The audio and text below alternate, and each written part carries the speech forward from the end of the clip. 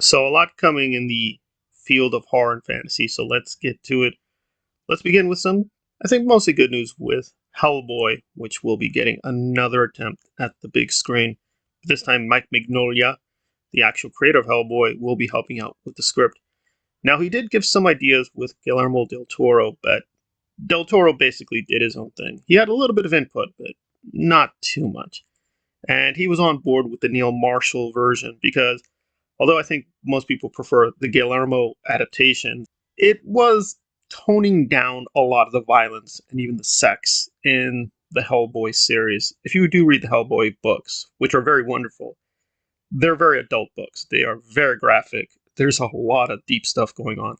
It is not really meant for children. It is very, very dark. And Guillermo can do dark, but he did sort of soften those aspects with his version of Hellboy.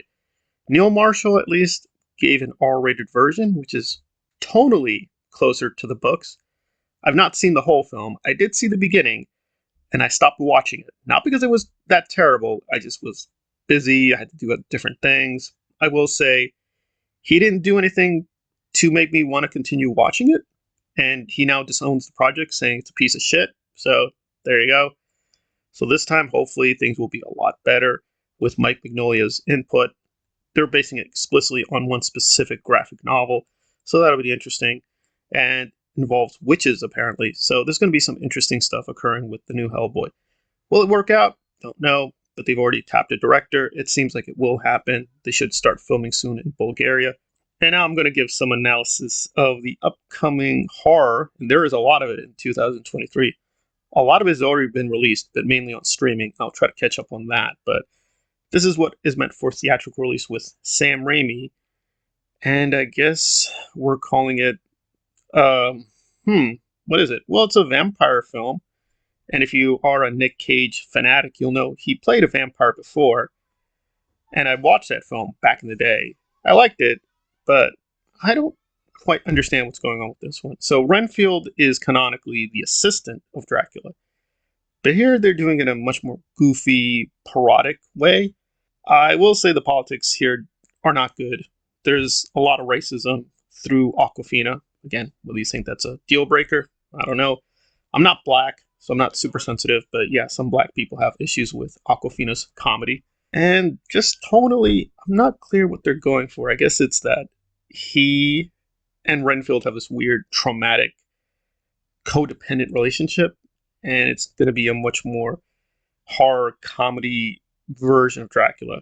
I think Nick Cage is a great actor. He can do no wrong, but there are limits, and I just didn't find him as the Count all that intimidating or even that funny.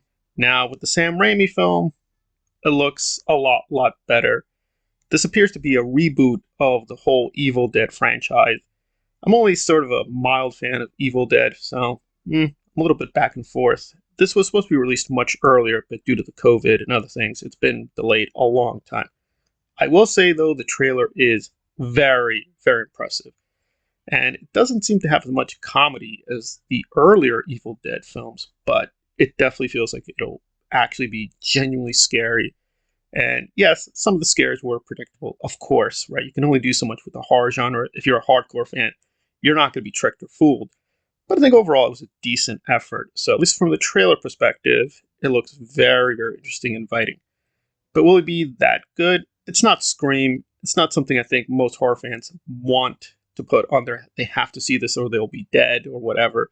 But if you are a Sam Raimi fan, this is an interesting continuation of the mythology he had developed much earlier with Bruce Campbell. Fingers crossed we're going to see a Bruce Campbell cameo and get some other little goodies with this one. So thumbs up for Evil Dead. I'm a little tentative on Renfield, and I'm slightly optimistic Hellboy will work out too, but we'll have to wait and see.